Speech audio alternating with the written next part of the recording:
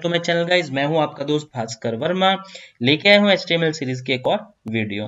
दोस्तों पिछली वीडियोस के अंदर हमने जो है डिस्कस किया था इनलाइन और ब्लॉक एलिमेंट्स के बारे में, ठीक है। तो आज का टॉपिक रहने वाला है अपना कंटेनर्स के बारे में। कंटेनर्स क्या होते हैं, जैसे नाम से आपको पता चल रहा है कंटेनर जो कुछ ना कुछ कंटेन करते हैं, ठीक है।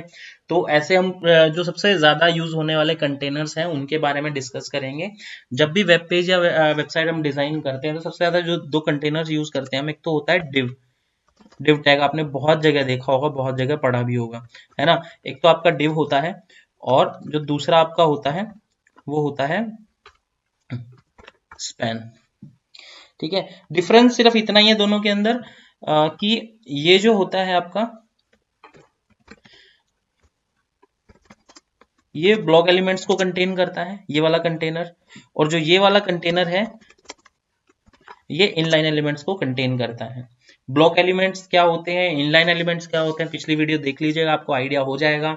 बताने के लिए सिर्फ इतना है कि भाई जो ब्लॉक एलिमेंट्स होते हैं वो पूरे ब्लॉक को, पूरे अपने एरिया को, स्पेस को घेर लेते हैं और खुद को दूसरों से अलग कर लेते हैं। स्पैन या जो इनलाइन एलिमेंट्स होते हैं वो ऐसे एलिमेंट्स होते हैं जो दूसरों से खुद को अलग नहीं करते, ठीक है। आप उनके ऊपर कोई भी इफेक्ट दो, कोई दिक्कत नहीं है, बट वो दूसरों को खुद से अलग नहीं करते, खुद को दूसरों से अलग नहीं करते, ठीक है। डिव के अंदर जैसे मैं एक लाइन नॉर्मल सी लिख देता हूं, thanks for taking time to watch our HTML tutorials, ठीक है। ये मैंने एक सिंपल सी लाइन लिख दी। अब मैं क्या करूंगा, यहाँ पे दोनों के दोनों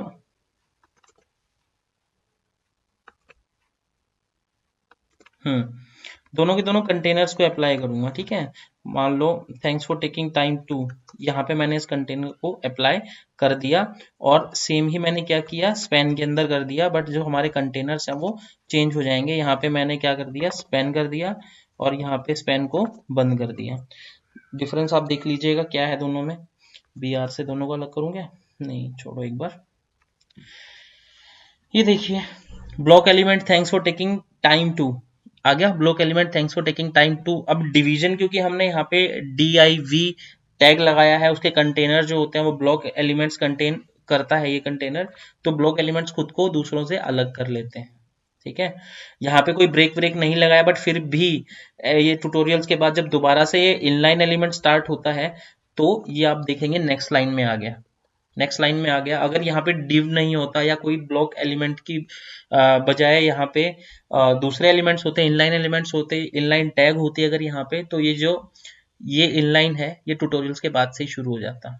ये अलग इसीलिए आया है क्योंकि जो वॉच और HTML ट्यूटोरियल है ये ब्लॉक एलिमेंट्स है, क्योंकि ये डिवीजन टैग के बीच में है, ये डिवीजन टैग के एलिमेंट्स हैं, ठीक है। और स्पैन क्योंकि इनलाइन एलिमेंट्स कंटेन करता है, उसे फर्क नहीं पड़ता, खुद को दूसरों से अलग नहीं करता। तो टाइम 2 के बाद वाचार्ट HTML ट्यूटोरियल आपका वहीं से स्टार्ट हो गया। ये देखिए 2 के बाद वाचार्ट HTML ट्यूटोरियल वहीं से स्टार्ट हो गया, ठीक है दोस्तों। तो ये दो कंटेनर्स थे। अगली वीडियो में लेके आने वाला हूं क्लास के बारे में।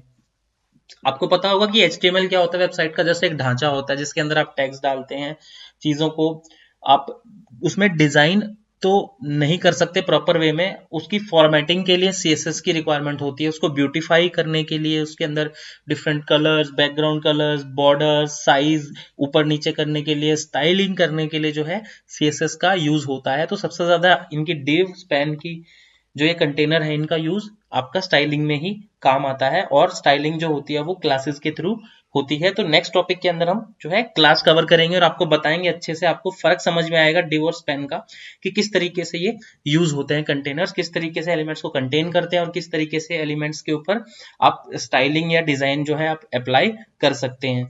तो दोस्तों मिलते हैं नए टॉपिक नई वीडियो के साथ, तब तक के लिए goodbye and take care.